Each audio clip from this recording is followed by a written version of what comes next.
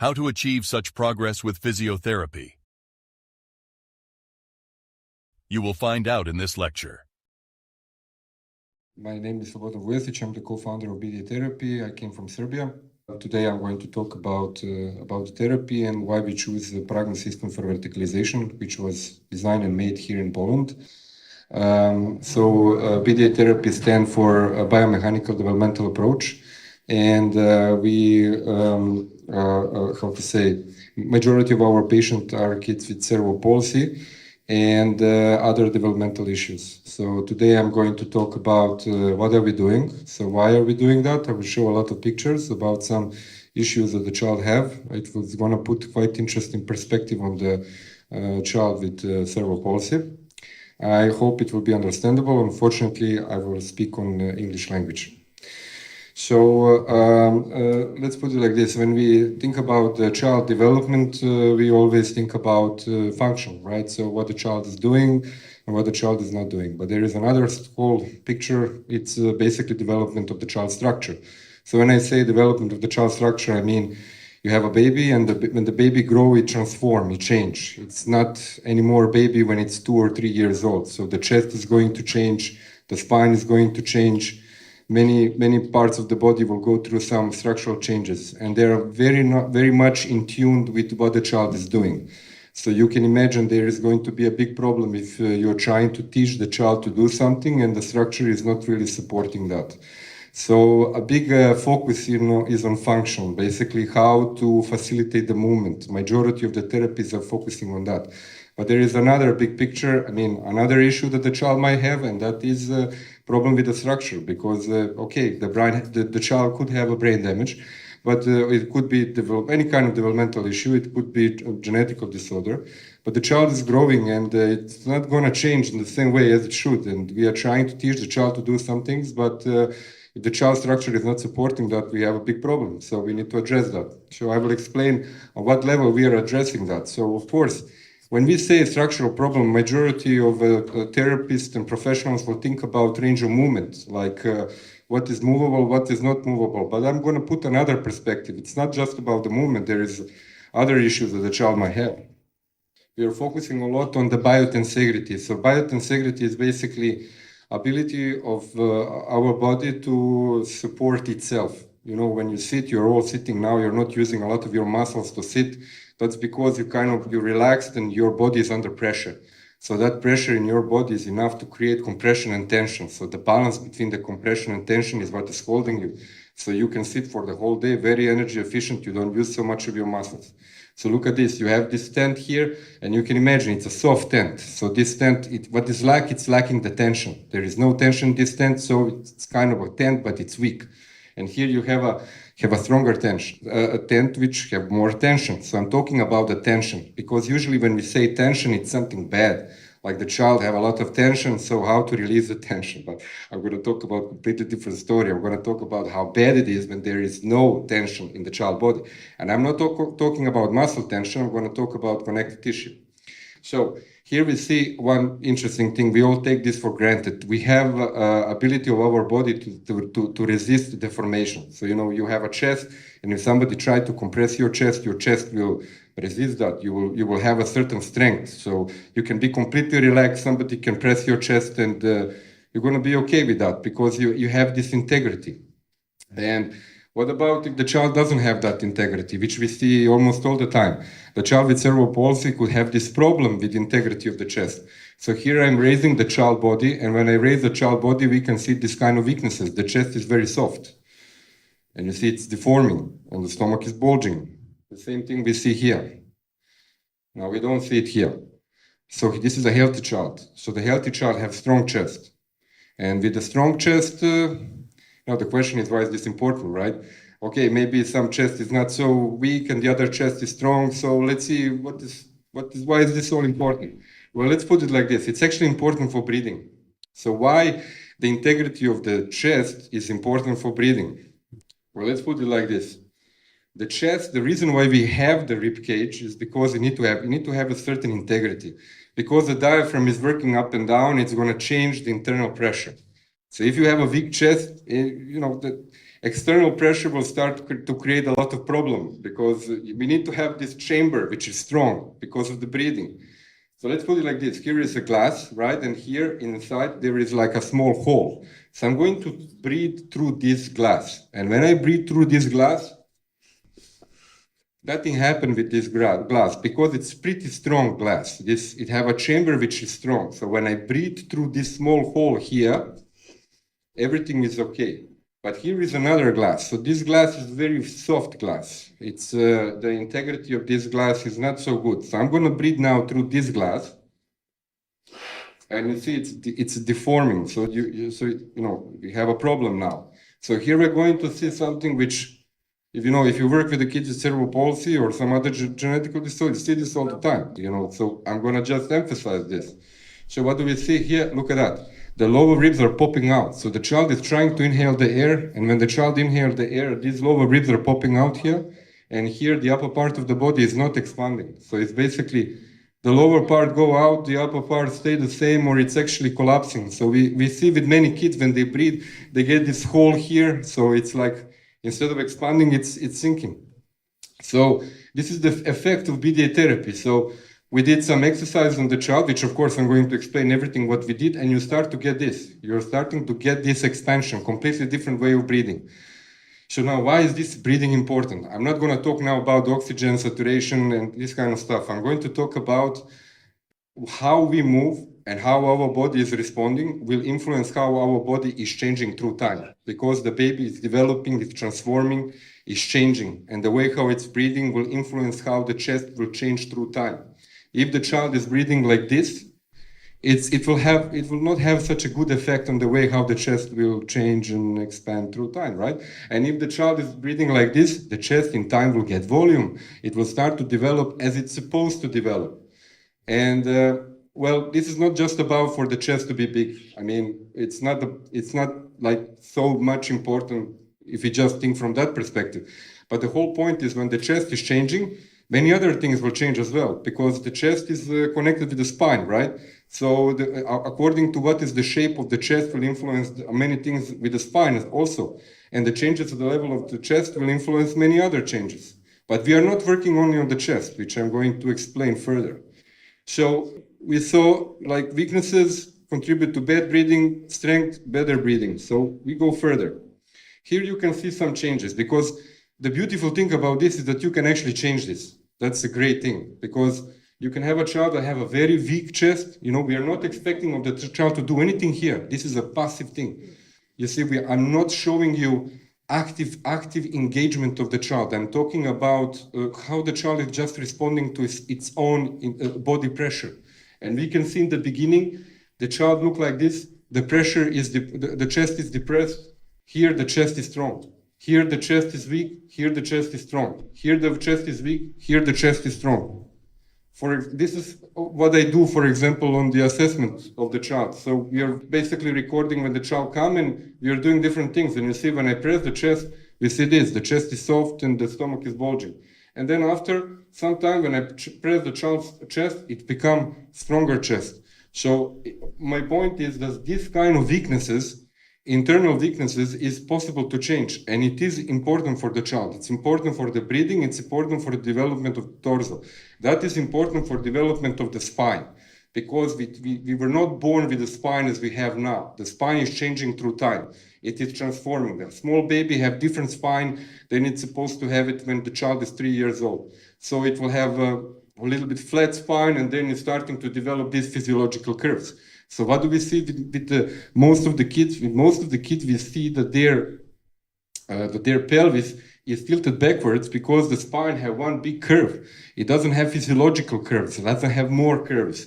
So then we work on the torso, chest, breathing, spine, and the child start to be able to make different curves, and that become very important for the child function. So now I come to the function, because eventually it's all about what the child is going to do, and we can only facilitate certain movement. And if the child feels that the body itself is struggling with that, maybe it will do it, but it will struggle and do it for a short period of time. So the motivation with the child become really bad.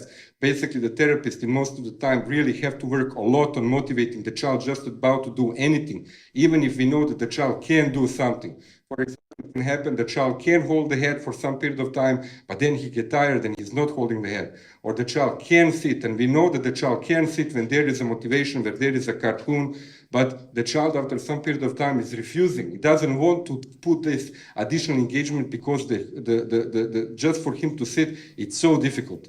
So when we make certain things easier for the child, then of course that all our other therapies which are based on facilitation become much more easier. So here we can see one example. Like this is the same child, and we are saying to the child, okay, make your back straight, try, back straight, try. You see, he's struggling to do it. He can make the spine straight, but where are the physiological curves there? And then this is after 6 months. So you see, there is a big change there.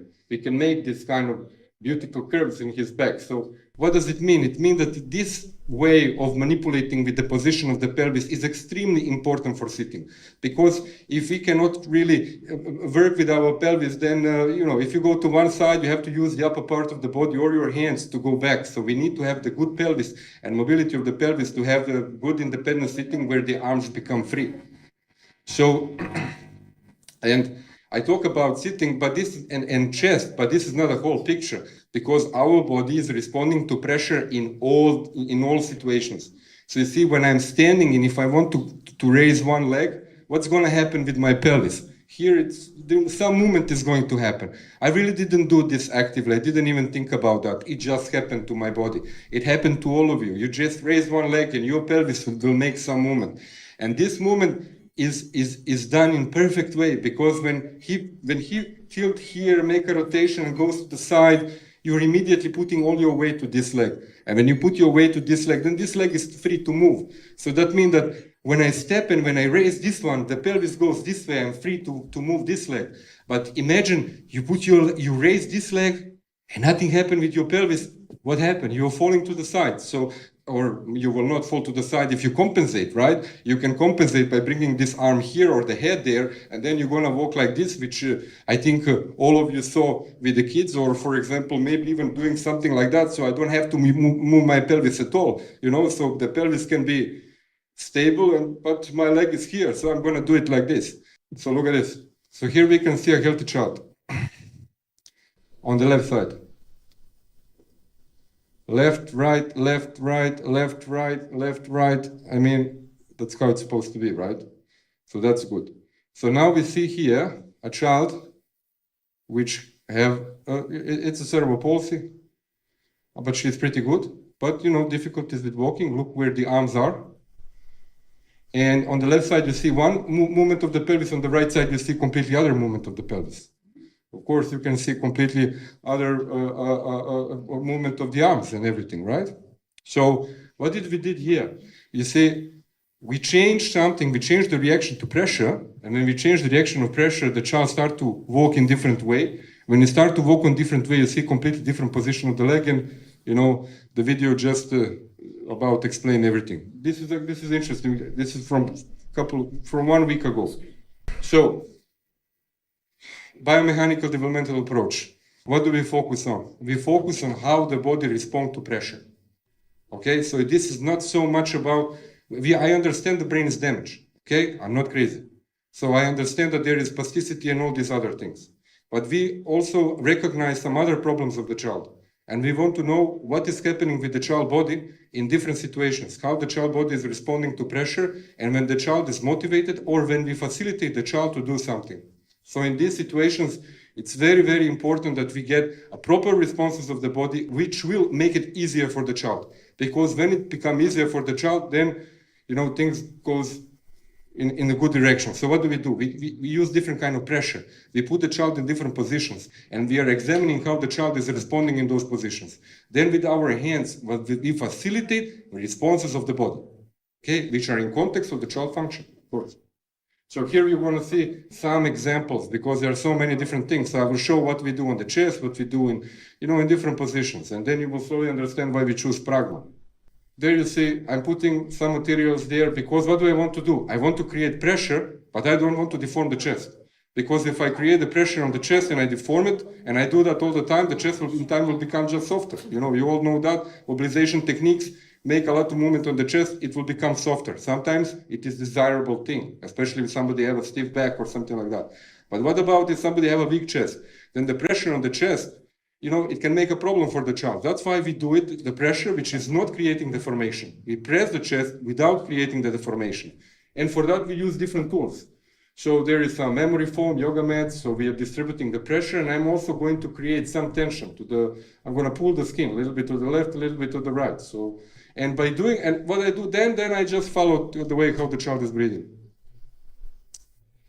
Can you imagine how simple it is?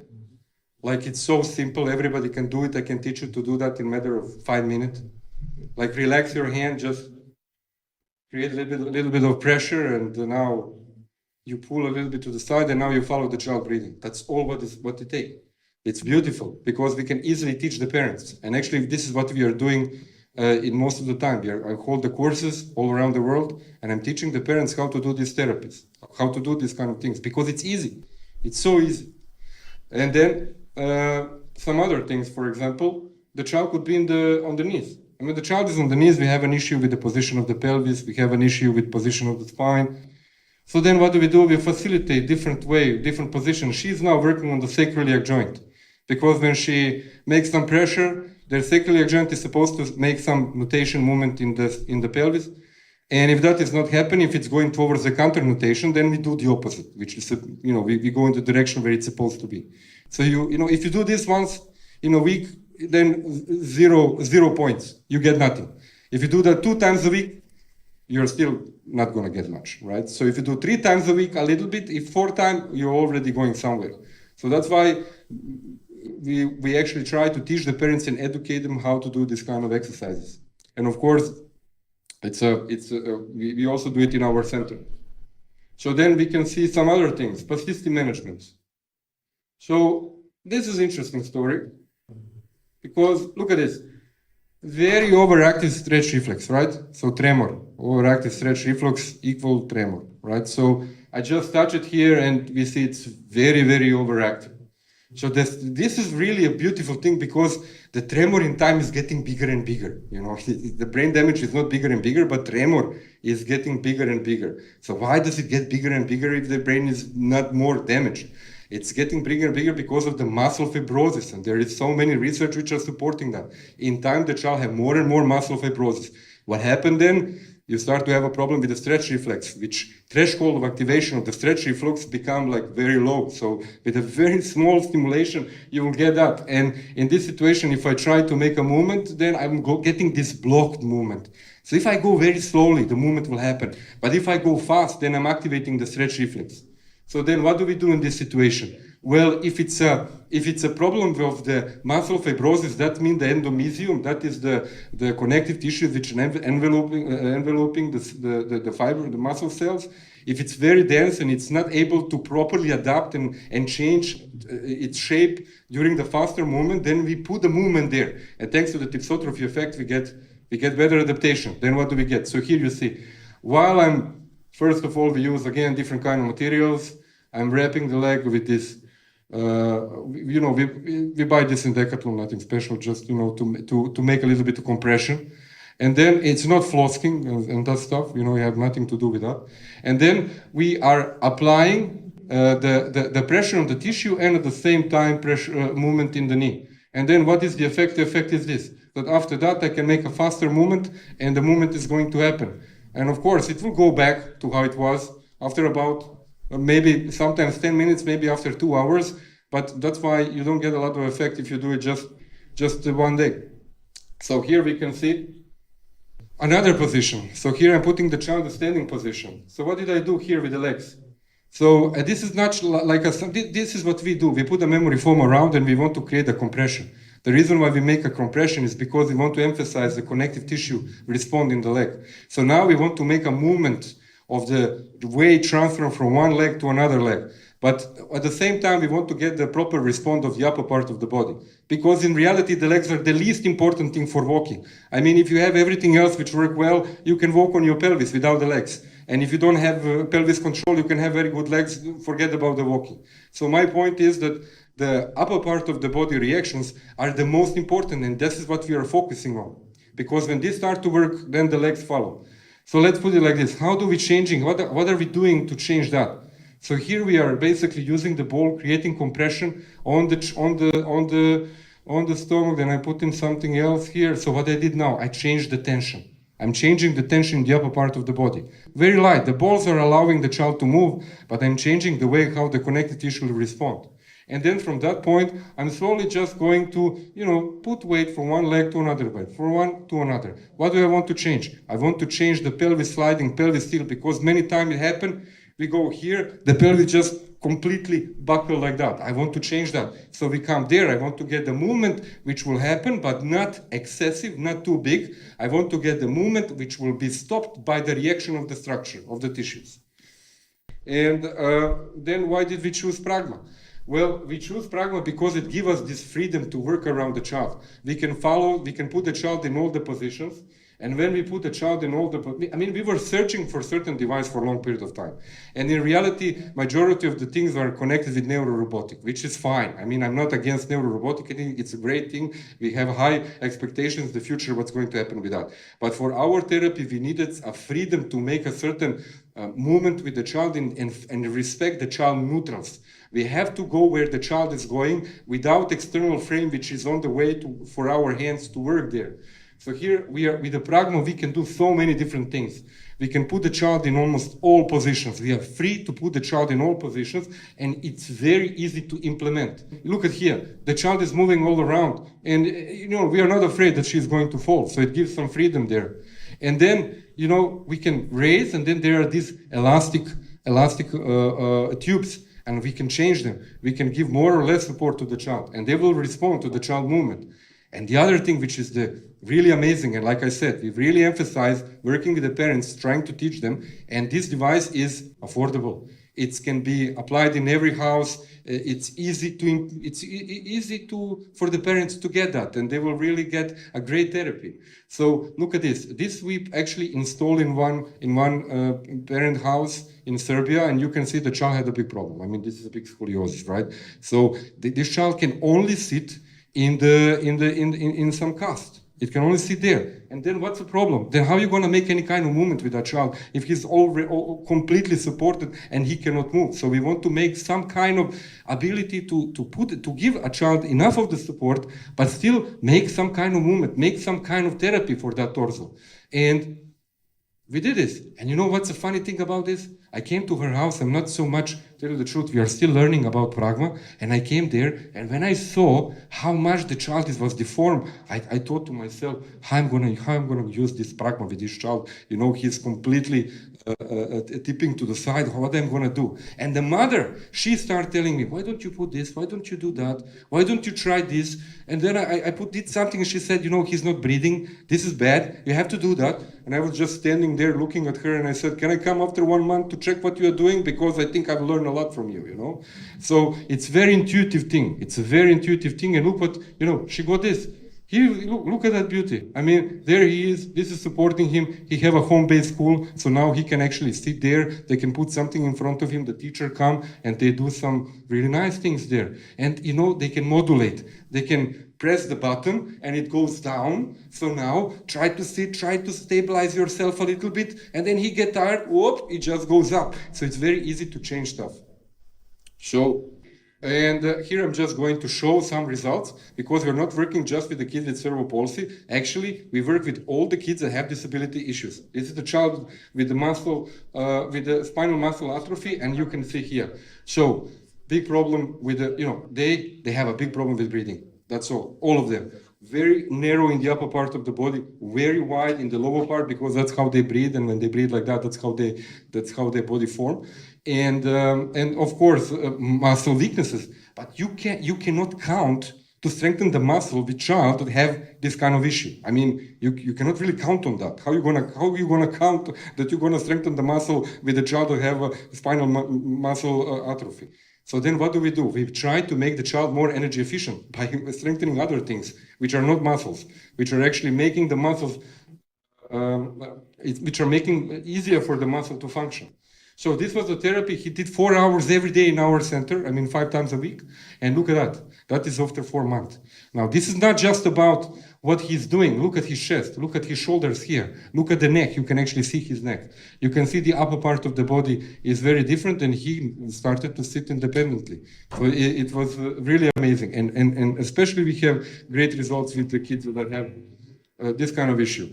This is the child with genetical disorder. This is the first time she came, and a big problem with standing, the big problem with walking. She couldn't do much. So this is after 4 months, and she started to, I'm traveling a lot, and there, I just heard, okay, now you do re-examine her. I'm sitting there, and there she came. I just took my telephone recorded. That was amazing, because I didn't even expect that. So you can see those changes, and it goes like that. And the beautiful thing about this, do you know how much time we spend on teaching her how to walk? 0. In Pragma, she was standing. We didn't do much of the walking. So she was doing that spontaneously. She would climb on something in half. She would hold herself. She would go a little bit left. She would go a little bit right. For us, that is the most important thing, because the child's spontaneous activity is the main source of progress. And people have a tendency to forget that. Everything that the child is doing at home without any therapy have the biggest effect on the child development. That's a fact. Because you can do every day maybe 1 hour the therapy, and then what happened? Remaining time the child will do what it wants to do. It will breathe the way how it's breathing, it will move the way how it's moving, it will move in his own way, and the way how the child is doing these things will actually make these kind of changes, which eventually will be responsible for how far away the child can actually progress with function. So here we can see another child. This is the parents did this therapy, not in our center. This is 6 months, after 6 months, 6 months, so it was the courses every 6 months. The parents come and we examine the child and we give another exercises, so we kind of follow what is happening with the child. And here you see, in the beginning here, there was a big problem with torso. The child was very weak, the torso was deforming. Then you see that the torso started to become stronger, then more and more stronger, and eventually she came to the last course and she started to have some independent sitting. It's not really something that she can use functionally, but it is showing that she got much better. And later I'm going to show her, to show to you what happened with her spine. But before that,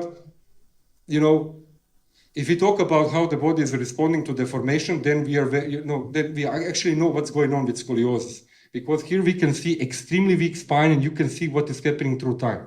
Extremely weak torso. The scoliosis problem is at least, it's not really a big problem with the spine there, it's mostly with the rib cage and how the child is distributing the weight and how he's breathing. But I don't have time to talk so much about that. You can kind of look what's going on here.